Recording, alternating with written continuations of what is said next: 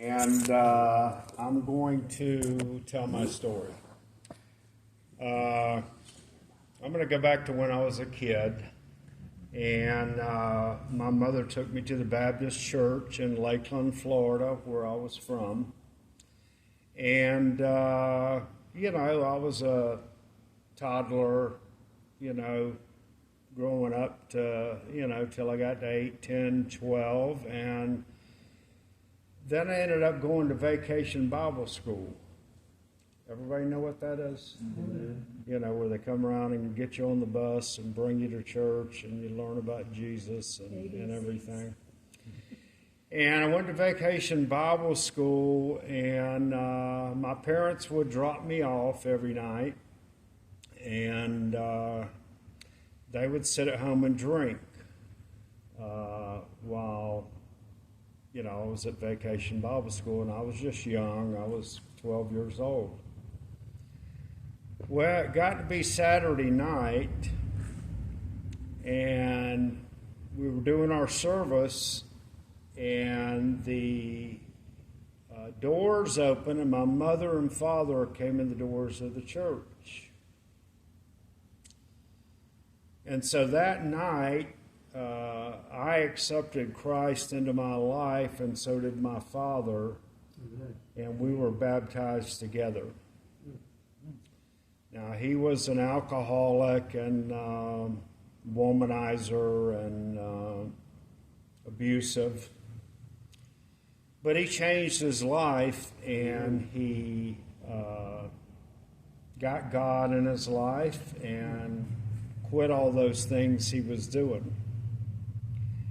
And we were baptized together, and went to church every weekend, the whole family. And a couple of years later, my parents really adored the pastor and the pastor's wife. And a couple of years later, the pastor got caught having an affair with the deacon's wife, which was devastating to the church body. And at that point, my father said, if this is what this is about, I'm not coming back. So he quit going, and he got back to his old ways. And by that time, I was about 16, and I was drinking and smoking weed and stuff like that. And ended up going in the military. I was military police, went to Germany for 3 years. And my drinking was out of control at 18 years old. I was blacking out. I went in a bar one night and drank so much that I got sick and went in the bathroom. And in the bathroom in Germany, the men's bathroom, they didn't have urinals. They had like a wall with a drain along the bottom. Well, I went in there and I was sick, and I went in the stall to throw up. And I did. I was really, really sick. And when I got through throwing up, my head came from out from underneath that stall there and landed in the drain of the urinal. So as Germans came in during the night there at the bar, they were urinating on the wall, and it was all over me. Quite humiliating. A lot of people thought it was funny. Anyway, the first really humiliating experience. Got out of the military, got married, had 2 children, and continued to drink uncontrollably and use drugs, and so did my wife, and had an abusive marriage, and when things didn't go right, then I'd have to run off and see another woman. And so this began with that marriage. I can remember when my kids were about 4 and 6 years old, and we were there and we were drunk, and my wife had put up the Christmas tree, and we got in a fight, and my kids are there, and I pick up the whole Christmas tree with all the balls and the lights and throw it across the room, and my kids are crying. And then I leave and I go to be with somebody else. I look back on this story, and, I've asked God to forgive me. And, but everything is kept right back here all these years later. I was probably 23 years old then, and now I'm 66. Well, when I was 25 years old, my mother's neighbor called at 2 a.m. I'm laying in bed with my wife, and my mother's neighbor called, and she said, "You need to come be with your mom. There's an emergency." My grandparents had been sick, and my dad worked on the railroad out of town every other night, and I figured my grandparents were sick. And so I got in the car at 2 a.m., and I got on their street, and there's a couple of police cars and an ambulance, and I run up in the side yard there, and my dad's laying out in the yard in his underwear where he had killed himself with a .38. Nobody knew why. He was a generous man, but he was a womanizing, drunk, abusive man as well. So I was 25 years old, and I didn't realize why he killed himself until I was 58. That was when I came into Alcoholics Anonymous. And the reason why I feel that he killed himself is because he couldn't live with himself. He couldn't live with the abuse. He couldn't live with the womanizing. He couldn't live with the person he was. And he probably had this constant chatter in his brain, to where it was eating him alive, and he thought the best way out was to take his own life. Well, we were all devastated. My mother was devastated. My marriage went on for a few years, got divorced, found another woman to marry me, and the same pattern continued. Drunkenness, fighting, same thing. And she drank as much as I did. And so we were married about 25 years. And she decided she was going to leave me for another man. He kept telling her what a piece of crap I was and how good he was, which he wasn't, but he told her how good he was. And she left me and she went to Florida to be with him. Well, my whole world fell apart. I was just devastated and emotionally distraught, and I had talked to my brother. And my brother, this was on New Year's Day of 2016, and my brother called her in Florida and said, "You need to go home and be with Greg. He's going to kill himself like Daddy did." Well, I didn't kill myself, and the next morning my brother sent me a message, and said she's on the way home. Clean up the house, go buy her flowers, and get rid of the booze. I called my neighbor. I said, come get this 3 cases of Bud Light. I cleaned the house. I went to Publix and bought her favorite lilies. While my neighbor was over there getting the booze, I said, do you know anything about AA? He said, well, I think it's over there off Celanese, and yeah. So I Googled it. That was on a Saturday. They had a meeting at 5:30 that Saturday.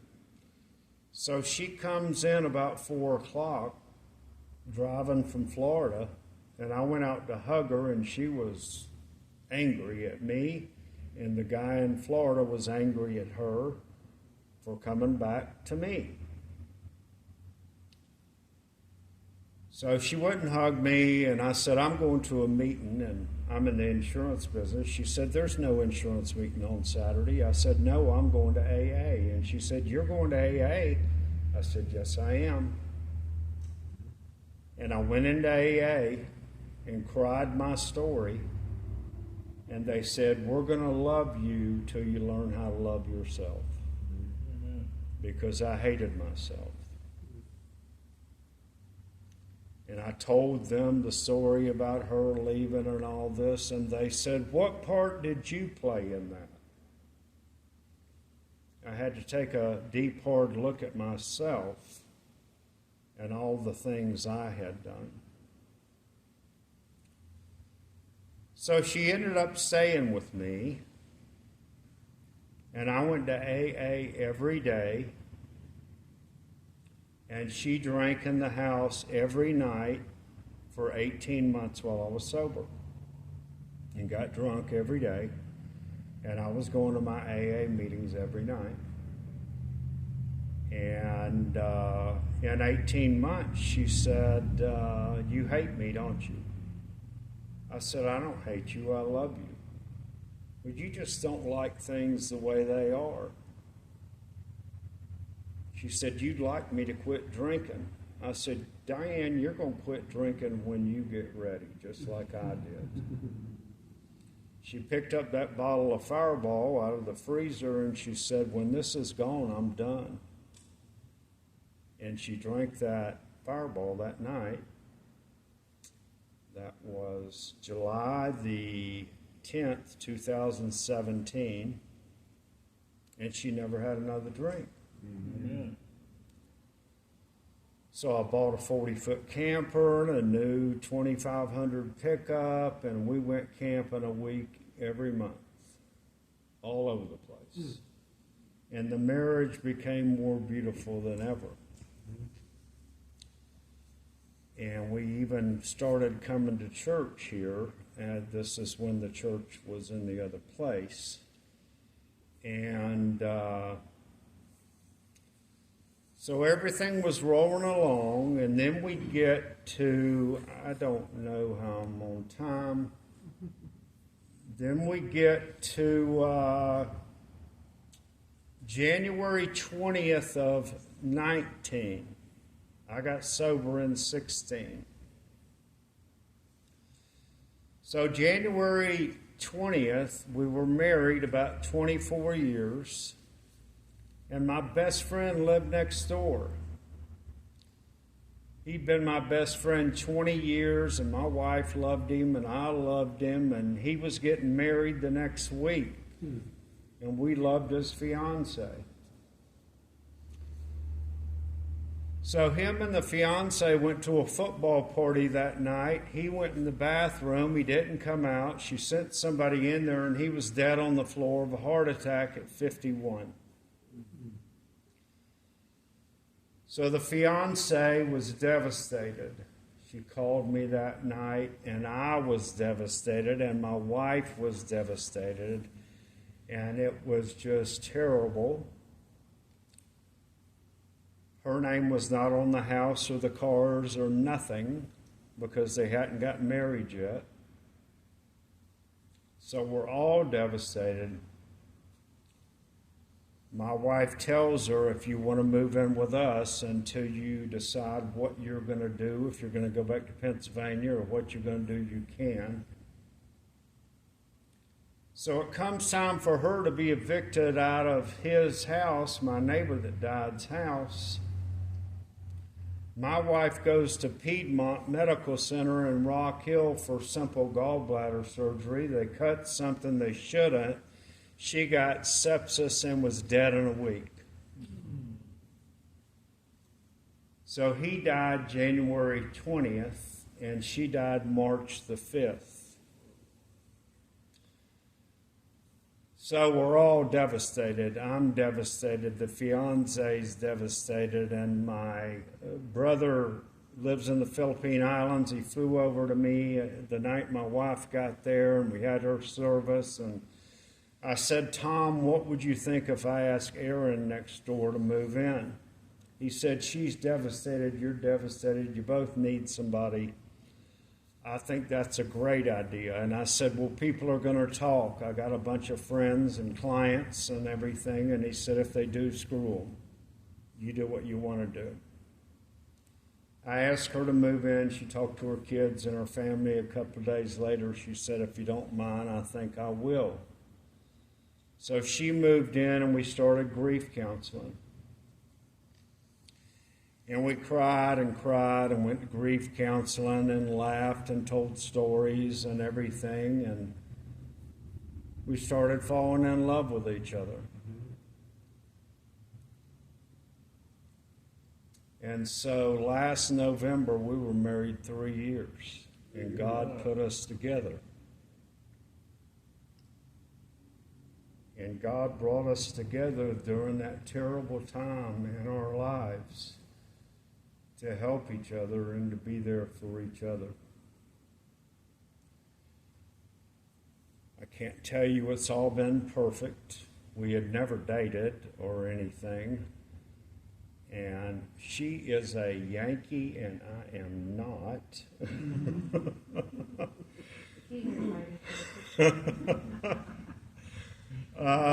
Anyway, but we're very blessed. This October will be 3 years since I lost my 40-year-old only son to fentanyl. I found my son dead in the upstairs of my house in Rock Hill with needles, and he had overdosed on fentanyl. And during all this time of getting sober and my wife dying and my neighbor dying and my son dying, I have not had a drink. Amen. That's the last thing I will do is ever drink again, because I remember January 2nd, 2016, when I walked in the door of AA. And I was an emotional wreck and would cry in meetings for a year. And how God came in and held me in his arms and helped me get through that. So we had a big house in Rock Hill, and a year ago we bought a 5-acre farm in Clover. We've got chickens. We have 10 dogs. And we have no neighbors and no noise. And we love it out there. And we are very blessed. People say this should be a Hallmark movie. But it's all true. And it's my story. I have to look back on that, all the time. And that's what keeps me sober and keeps me right with God. Anybody have any questions? I appreciate y'all letting me speak. Thank you, Roger. Appreciate that, brother. Everybody thank Greg once again. Enjoy.